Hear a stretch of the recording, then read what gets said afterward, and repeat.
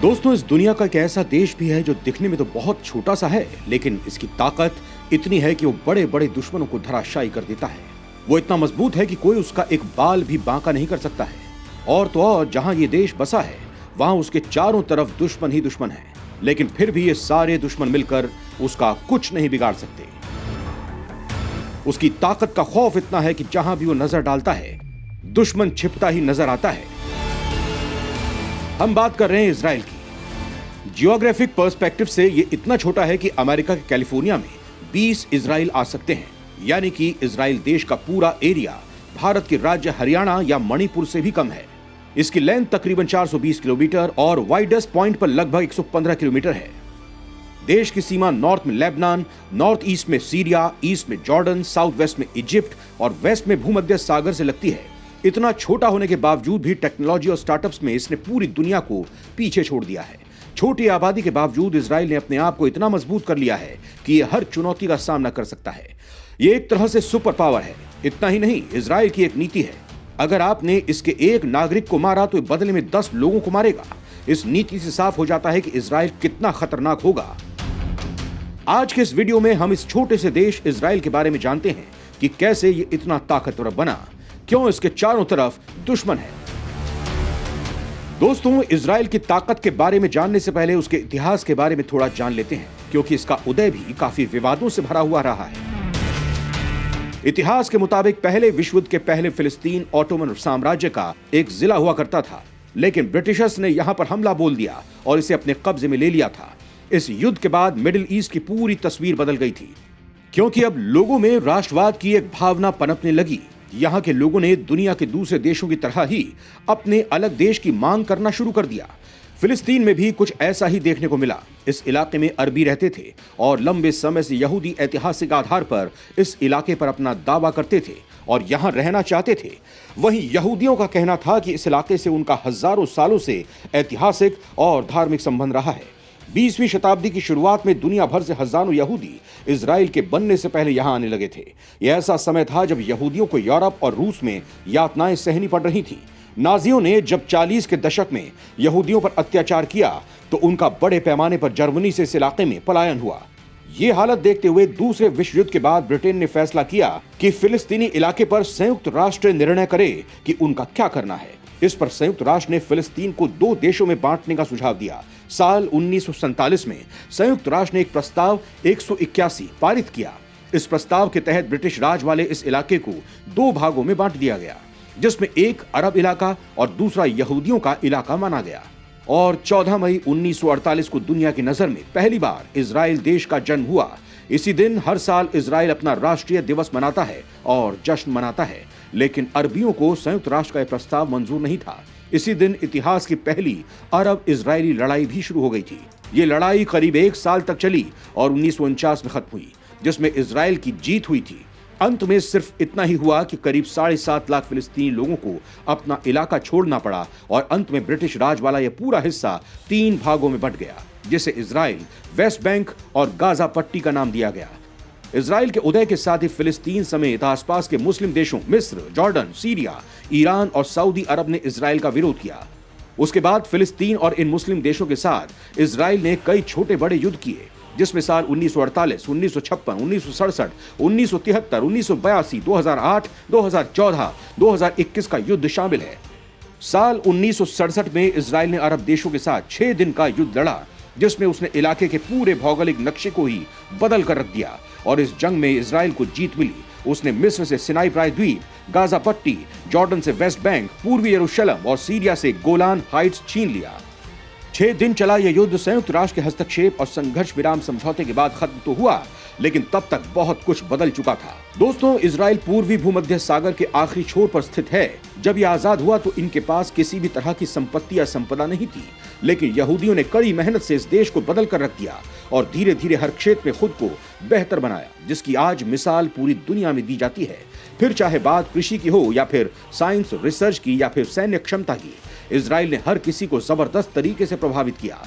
दोस्तों, इजराइल के लिए कहा जाता है कि वो अपने एक नागरिक की मौत के बदले दुश्मन के 10 लोगों को मौत के घाट उतार देता है। इसका उदाहरण 1972 की म्यूनिक ओलंपिक की घटना है। तब फिलिस्तीनी आतंकियों ने म्यूनिक में इनके 11 खिलाड़ियों को मार दिया था, इजराइल ने इसका बदला लेते हुए पहले तो 2 दिन में हजारों फिलिस्तीनी आतंकियों को मार दिया।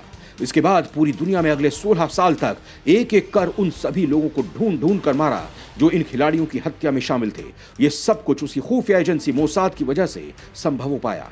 मोसाद यानी institute for intelligence and special operation Israel की नेशनल इंटेलिजेंस एजेंसी। इस खुफिया एजेंसी की यही खासियत है कि ये अपने दुश्मन को बख्शती नहीं है। वो चाहे दुनिया के किसी भी कोने में छिपे हों, उन्हें ढूंढ कर मार देती है। वहीं एक दूसरी घटना में साल 1976 में आतंकियों ने युगांडा में इजराइल के नागरिकों को बंधक बना लिया था। रातों रात इजराइल ने युगांडा में घुसकर अपने नागरिकों को सुरक्षित बाहर निकाल लिया। इजराइल की यही ताकत देखकर उसके दुश्मन इसके नाम से काम जाते हैं। आज इजराइल के पास iron dome missile defence system नाम की एक ऐसी तकनीक है जो आसमान में ही पटाखों की तरह किसी भी मिसाइल को खत्म कर देती है। इसका detection, tracking radar, weapon control system और मिसाइल फायरिंग यूनिट से मिलकर अचूक मानी जाती है। जहां रडार 4 से 70 किलोमीटर की दूरी तक के टारगेट की पहचान कर उन पर नजर रखती है। ये मिसाइल गर्मी और इलेक्ट्रिक सेंसर वाली होती है और दूसरी मिसाइल से टकराकर उन्हें पलक झपकते ही नष्ट कर देती है। इस एंटी मिसाइल सिस्टम का सक्सेस रेट 90% है। साल 2022 के अप्रैल महीने में इजराइल ने दुनिया में पहली बार लेजर मिसाइल डिफेंस सिस्टम का सफलतापूर्वक परीक्षण किया था। इस मिसाइल डिफेंस सिस्टम का नाम आयरन बीम दिया गया। लेजर आधारित missile defence system mortar, rocket और एंटी टैंक मिसाइलों को अपने एक ही वार से तबाह कर देता है। ये तकनीक 90% रॉकेट हमलों को तबाह कर देती है। इसके साथ ही इजराइल के पास मॉडर्न मिसाइलें और रॉकेट से लैस एरो इजराइल का एक शील्ड सिस्टम है। इसकी कई कैटेगरीज हैं। इसके शॉर्ट रेंज आयरन डोम इंटरसेप्टर को डिप्लॉय किया जा चुका है। इसकी कैटेगरी में शामिल एरो 2 सिस्टम मिसाइल एटमॉस्फेयर के अंदर ही हमलावर मिसाइल को खत्म करने की क्षमता रखती है। अगर लेबनान और ईरान जैसे देश जो मध्यम दूरी से इजराइल को टारगेट करेंगे तो इसका जवाब इससे दिया जा सकता है। इसकी अगली कैटेगरी एरो 3 सिस्टम की बात करें तो ये मिसाइल स्पेस में भेजी जाएगी। वहां से वो टारगेट को ट्रैक कर उसे खत्म कर देगी। एरो 3 के जरिए इजराइल को ऐसा सुरक्षा कवच मिला है जिससे उस पर न्यूक्लियर, बायोलॉजिकल या फिर केमिकल हमले का खतरा लगभग खत्म हो गया है। इसके साथ ही इजराइल के पास मीडियम रेंज की रक्षा प्रणाली डेविड्स स्लिंग भी मौजूद है। इसके जरिए कम दूरी की मिसाइलों को नष्ट किया जा सकता है। इजराइल ने आर्टिफिशियल इंटेलिजेंस पर काम करने वाली हाईटेक आंख बनाई है। ये आंख दीवार के पार देखने में सक्षम है। इससे पता लग जाता है कि दीवार या किसी चीज की आड़ में कोई व्यक्ति मौजूद है या नहीं। इसके अलावा इजराइल की सबसे बड़ी ताकत डर्बी मिसाइल को भी मानी जाती है। ये लड़ाकू विमानों में इस मिसाइल का खूब प्रयोग किया जाता है।